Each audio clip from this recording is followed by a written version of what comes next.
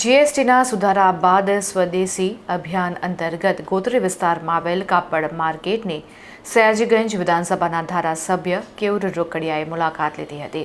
પ્રધાનમંત્રી નરેન્દ્ર મોદીના નેતૃત્વમાં જીએસટી અને સર્વિસ ટેક્સમાં વ્યાપક સુધારો કરવામાં આવ્યો છે, ત્યારે ગોત્રી વિસ્તારમાં આવેલ કાપડ બજારમાં સ્વદેશી અભિયાન અંતર્ગત સામાન્ય જનતાને માહિતગાર થાય તેવા હેતુ સાથે જાગૃતિ ફેલાવવા અંગે સયાજીગંજ વિધાનસભાના ધારાસભ્ય કેયુર રોકડિયાએ કાપડ માર્કેટની મુલાકાત લીધી હતી અને કાપડ માર્કેટમાં સ્વદેશી અભિયાનના બોર્ડ લગાવવામાં આવ્યા હતા। આ પ્રસંગે સયાજીગંજ વિધાનસભાના ધારાસભ્ય કેયુર રોકડિયા, વોર્ડ નંબર 9ના કાઉન્સિલર અને વોર્ડ પ્રમુખની હાજરીમાં આ કાર્યક્રમ યોજવામાં આવ્યો હતો, જેમાં મોટી સંખ્યામાં ભારતીય જનતા પાર્ટીના હોદ્દેદારોએ હાજરી આપી હતી।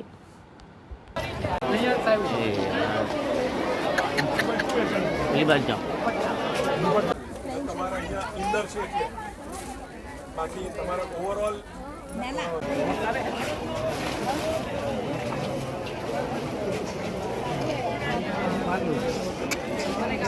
ભાઈ ચાર ને એનર્જી ડ્રિંક આપી તો શું આવડે? સાઈડ મારજો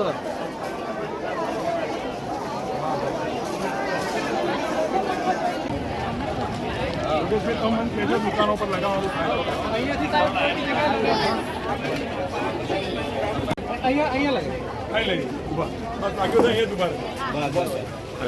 बस તમે ત્યાં જ ઉભા રહો।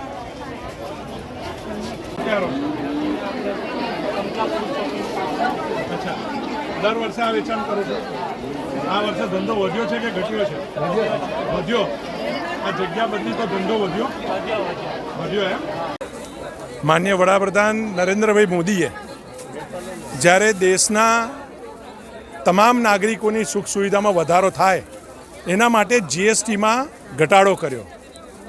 કપડાથી લઈને અનેક વસ્તુઓ સસ્તી થઈ છે, ત્યારે દેશના નાગરિકોને અપીલ કરવા કે જ્યારે જીએસટીમાં ઘટાડો થયો છે ત્યારે સ્વદેશી વસ્તુઓનો ઉપયોગ કરીએ, સ્વદેશી વસ્તુઓ વધુ વાપરીએ અને આત્મનિર્ભર ભારત એ સમર્થ ભારત બનાવવાનો એકમાત્ર માર્ગ છે અને સ્વદેશી વસ્તુ વાપરવી એકમાત્ર મંત્ર છે।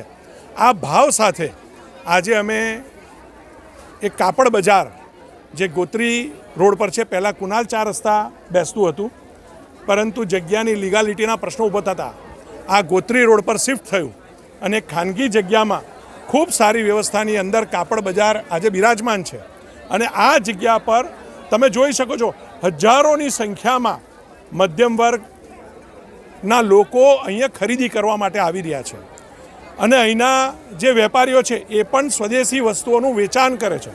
એટલે અમે દરેક દુકાન પર સ્વદેશી વસ્તુ ગર્વથી વેચે છે એવું પણ બોર્ડ માર્યા છે।